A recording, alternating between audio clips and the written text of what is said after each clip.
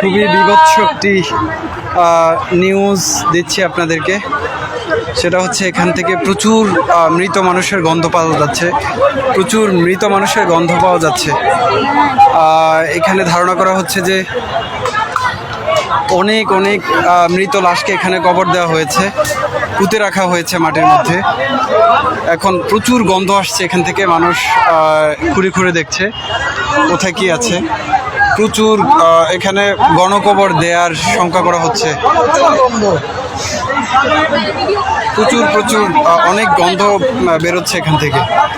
এই জায়গাটি হচ্ছে গণভবনের ভেতরের সামনের সাইড। অনেক মানুষকে এখানে পুঁতে রাখার আলামত পাওয়া যাচ্ছে। আমি আপনাদেরকে একটু দেখাচ্ছি। এখানে এই যে নতুন চিহ্ন দেখা যাচ্ছে,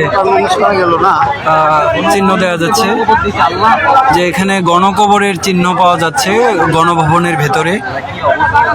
প্রচুর মরা লাশের গন্ধ বেরোচ্ছে এখান থেকে। এখানে উৎসুক মানুষ দেখতে পাচ্ছে।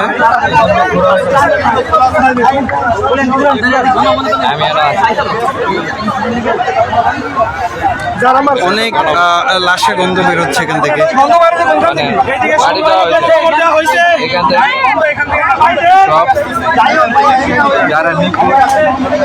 এখানে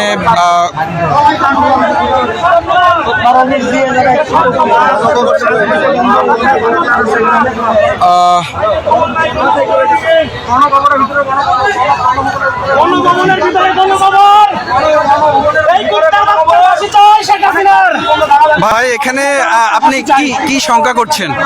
ভাই এখানে 1000 উপরে মানুষের গণকবর দেওয়া হয়েছে ভাই গণভবনে। জি, 1000-এর উপরে গণকবর দেওয়া হয়েছে। এই স্বৈরাচারী সরকার আমাদের ছাত্রদের গণকবর দিচ্ছে, সাধারণ মানুষের গণকবর দিচ্ছে। ওরা ফাঁসি চাই, ফাঁসি। আর গুপ্তার মতো বিদায় মারতে চাই আমরা জনগণ। বলার নাই। জি জি, ধন্যবাদ। ফাঁসি দেওয়া, ফাঁসি দিতে হবে ভাই। এখানে সবার দাবি একটাই, ফাঁসি দিতে হবে। জি, ইনশাআল্লাহ। জনগণের একটাই দাবি, সাধারণ মানুষের দাবি, আমাদের ছাত্রদের দাবি, সবার দাবি ফাঁসি চাই। আমরা আর কিছু চাই না, ফাঁসি চাই, ফাঁসি চাই, ফাঁসি চাই, ফাঁসি চাই। এই মুহূর্তে এখানে মানুষ ক্ষোভে ফেটে পড়ার মতো অবস্থা। প্রচুর গণকবরের সন্দেহ করা হচ্ছে এখানে গণভবনের সামনেই ভেতরে। তো এখান থেকে প্রচুর গন্ধ বেরোচ্ছে। এখানে টেকাই রায় হয়ে পড়ছে। এখানে চিহ্ন দেখা যাচ্ছে, অনেক নতুন কবরের চিহ্ন পুঁতে রাখা হয়েছে, পুঁতে রাখার চিহ্ন দেখা যাচ্ছে গণভবনের ভেতরে। আল্লাহ ভালো জানেন যে এখানে কি হয়েছে, কি পরিমাণ লাশ এখানে পুঁতে রাখা হয়েছে।